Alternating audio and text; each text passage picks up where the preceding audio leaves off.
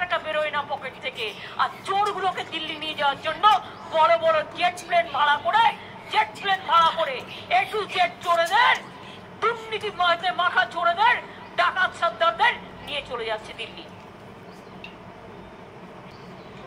ভাত কেন গরম হয়ে হলো না মমতা ব্যানার্জিকে টেনে আনবে? আজ আকাশে মেঘ নেই কেন মমতা ব্যানার্জিকে টেনে আনবে? কি ভাবো তোমরা? মমতা ব্যানার্জি মাথা নত করে পলিটিক্স করতে এসছে। কাঁচা বাদাম গান চাই। চাইলেই তো হবে না, চাইলে দিতে তো হবে। দেবো না কোথা থেকে? দিদি তাহলে আপনি একবার একটু গানটা বলেন। না, পারবো না। তাতে আপনার আমায় পছন্দ না হলে দেবেন না। দিদি আমি কিন্তু এই কাঁচা বাদাম গানটি নিয়ে এবার রাজনীতি করবো। একটা ছোট্ট, আমাকে জব্দ করা খুব মুশকিল। আপনি আমার 100 দিনের কাজ বন্ধ করেছেন, গরিব লোকের কাজ বন্ধ করেছেন।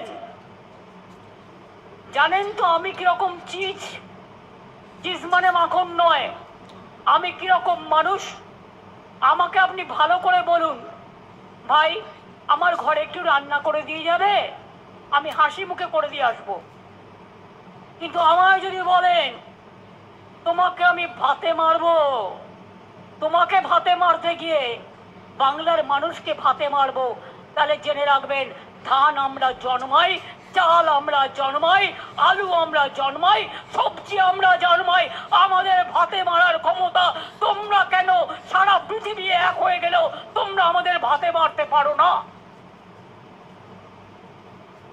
শুনুন, আমাকে জব্দ করা খুব